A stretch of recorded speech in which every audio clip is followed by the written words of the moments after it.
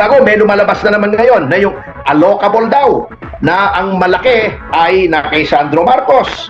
O ano nangyayari roon? O pustahan tayo pag umapirya si Sandro Marcos, magre-request siya ng executive session na pagbibigyan ng ICI. O pustahan tayo. O hindi magpapa-livestream yan. O matatakot yung mag-livestream.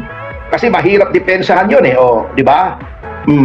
Pero natuwa ako kay Sandro Marcos dati. Sabi niya kasi, attorney, kung napanood mo, ang sabi niya, bakit kami ang mag-iimbestiga sa sarili namin? Yun ang sabi niya. Uy, dapat! Bakit? Hindi! Oh. Ibig sabihin, dapat ibang tao mag-iimbestiga. They should cleanse their own ranks. Eh, di ba nag-iimbestiga sila? Di ba inimbestigahan nila si Kiko Barsaga? Oh, ano sama nun? Eh, double standard eh. Yan ang mabigat. Oh. Attorney, puro kabataan yan. Ha? Puro kabataan yan, 5 na yan. Ibig sabihin, sila yung nag-iisip muna. Yung sinasabi ni Rizal na ang kabataan ay pag-asa ng bayan. Ayan, dyan ako naniwala. Pero yung nag-announce, yung ulalo, na yung si JC Abalos, bata rin yun eh. Bata rin ba yun? Mukhang tumatanda ng paurong. Sino po yun? Yung ginawa, di ba, nag-explain yung mga tao, nag-voting, nominal voting. Opo. Di ba? Yung 5, nag-oppose bago nagsalita si Representative Kiko Barsaga. Okay. At sinabi niya, tinatanggap niya, ngunit, bagamat tinatanggap niya, dapat panagutin pa rin si Pangulong Marcos doon sa mga insertion at sapagat bakit naman hindi? Kasi, di ba, iniyabang pa ni Pangulong Marcos na binasa niya yung 4,000 plus pages pero nilagdaan niya, nag-veto lang siya ng kung magkano lang. Diba? 29 billion lang. So alam niya. O dapat daw, sabi ni Representative Barsaga, panagutin din si Pangulong Marcos. Ngunit anong ginawa nitong mga kasamahan niya? Pinatayan ng mikropono. Gusto pang ito pa nagsasalita pa, interrupt mo. Anong kabastusan yan? Alam nyo, sa ginawang ito ng mababang kapulungan, yan, sunod-sunod na yan. Yung impeachment na palpak, yung Quadcom, Tricom, pagkatapos pinagtatak pa nila yung mga miyembro nila sa flood control, wala na, sirang-sira na po ang imahen ng mababang kapulungan. Ayun. Kaya na nag-umpisa, nung naging speaker si Romualdez, sa tama yung sinasabi ni Kiko Barsaga na it has lost its constitutional mandate.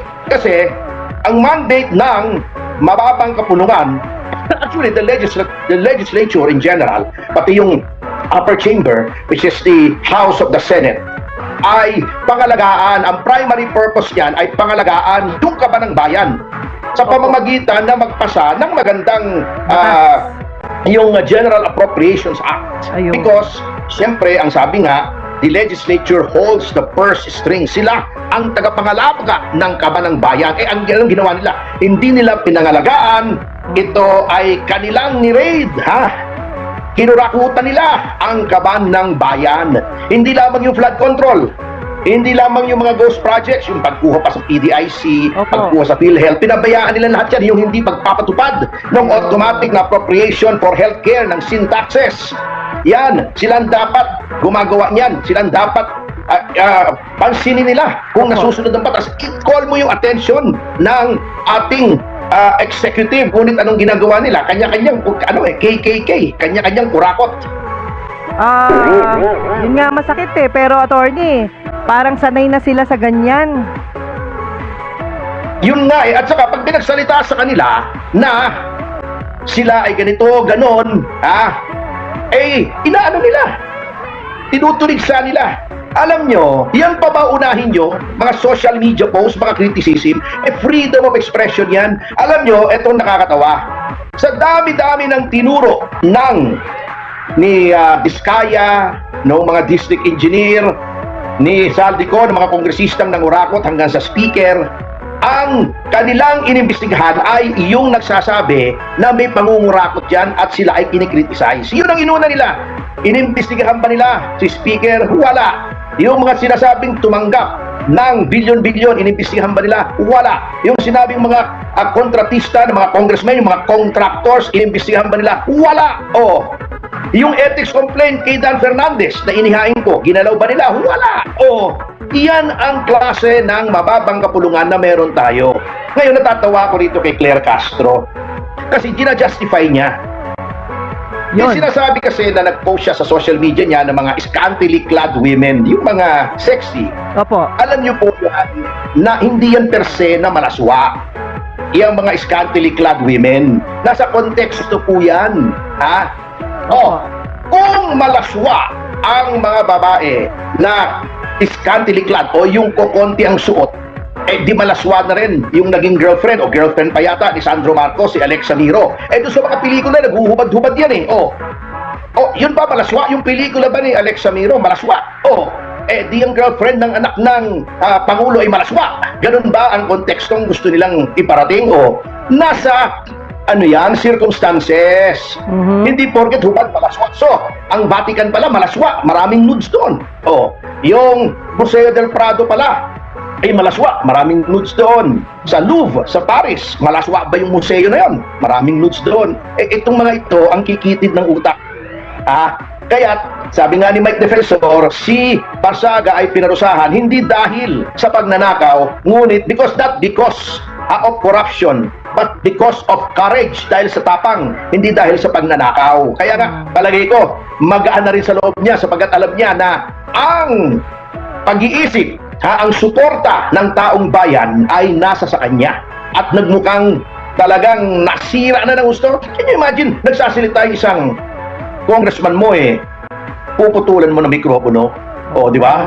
Wala na, kamote na talaga. At yan na ang nangyari sa mababang kapulungan bago. Sige, ihain nyo pa. Mangurakot na naman kayo, ihain nyo na naman yung impeachment complaint kay VP Sara para magkaalaman na talaga na kayo ay walang kwentang lehislatura. Attorney, take note lang, ibig Yes. lang pong sabihin na ang pamunuan natin ngayon ay very sensitive. Ibig sabihin, Oo. hindi sila sensitive sa mga nagrereklamo, kundi sensitive sila doon sa mga inirereklamo. Yes, oo, pero yung mga tinuturo ni Saldico na mga si Dong Gonzales ba inimbestigahan? O si Gadiola ba iniimbestigahan? Nag-ethics complaint ba? Wale. Na siya ay kontratista? Wale At po. congressman pa rin? Conflict, very clear conflict of interest. Nasaan ang investigasyon? Inuuna pa nila yung nagkikriticize sa kanila. Style yan ng gobyerno. Ito mo, lahat tinatakot.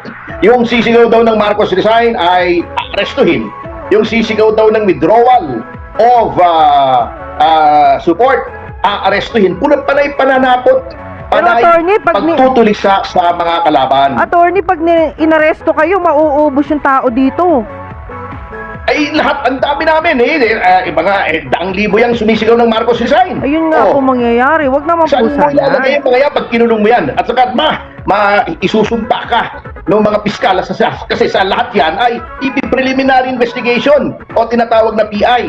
Sasabihin ng mga piskal kay Remulla, kay John Vic at saka yung kay Gibo, mga PI ninyo.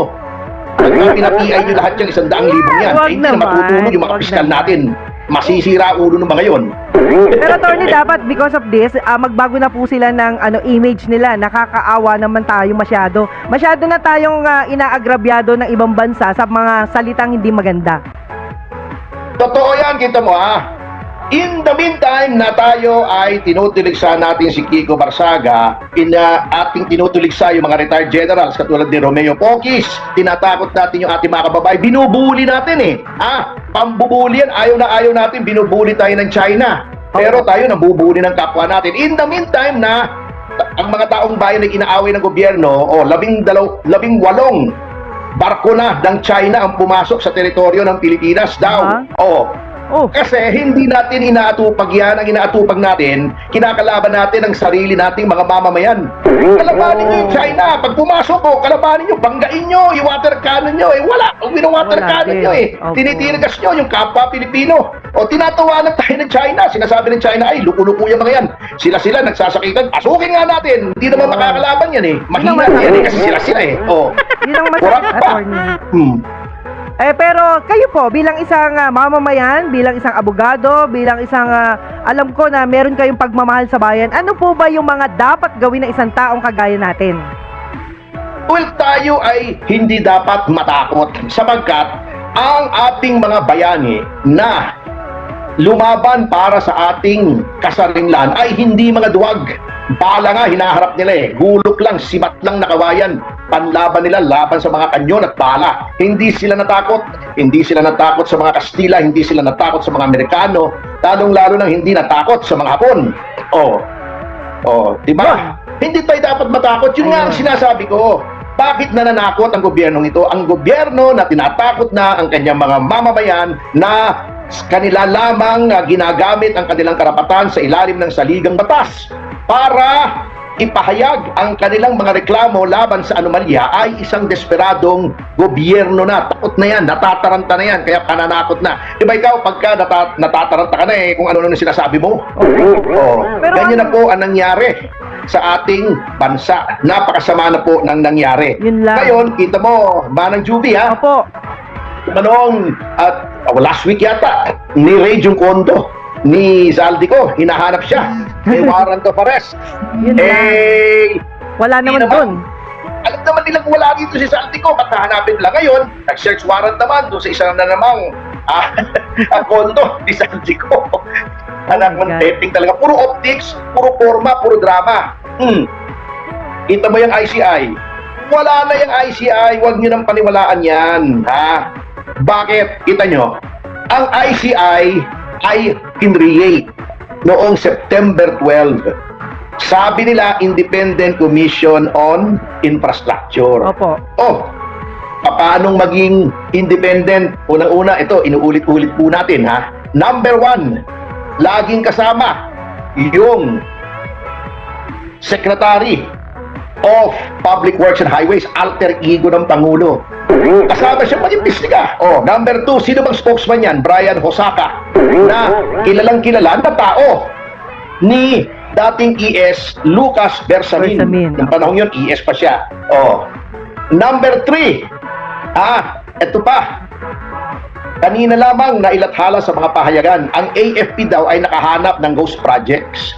Bakit nakikialam ang AFP sa pag-imbestiga ng ICI? Hindi ba? Sino bang Commander-in-Chief ng AFP? Hindi ba ang Pangulo? Paano magiging independent ng ICI kung pati AFP na ang Commander-in-Chief ay Pangulo, pati ang DPWH na alter ego ng Pangulo ay naririyan?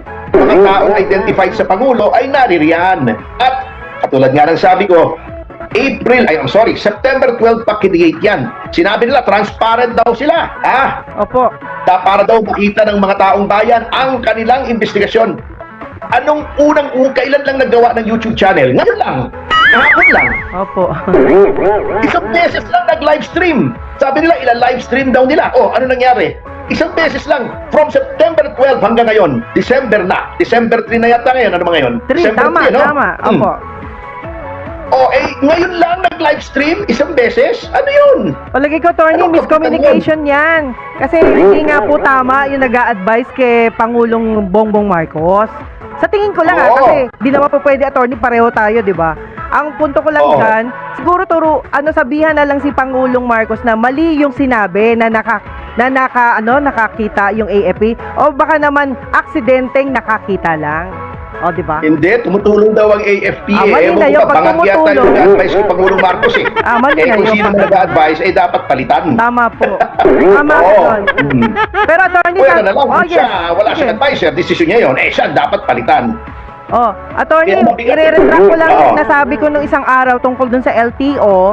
Tama po yung napag-usapan kanina ni Sir Dennis tsaka nung kanyang yung guest, online guest na si Mr. Panganiban tungkol dun sa yung yan naman sa tungkol sa electric vehicle. Mamaya po kung pwede lang paki-discuss nyo po. Ano yun? I-retract ko lang yung aking nasabi. Anong electric yun? Yung electric vehicle po bawal na any bike, yung bike. Ginawa yatang Disyembre na yun di ba? Parang inurong na yata. Inurong po ng January. Magiging hanggang kumbaga December na lang ang last nila. Tama ho kasi lahat yung mga pinaliwanag po ni Mr. Panganiban, kaya natuwa lang po ako, attorney, through our program. Hindi, maganda talaga yun. Opo. Electric vehicle. Pero safety, alam mo, in the yung greater safety scheme ang of sinasabi things, nila. Opo. ano ba naman yung value ng electric vehicle na yan kontra sa yung nangyayari ngayon na floodgate, Opo. Okay na yan. Natalakay na naman yan Opo, pero ang tama. sinasabi ko nga, ang nangyayari dito sa ICI ay wala Walang nangyayari. Huwag na kayong umasa dyan, maniwala na kayo. Hindi independent yan, hindi commission yan, konsumisyon na lang yan. Interdependent konsumisyon na yan on infrastructure.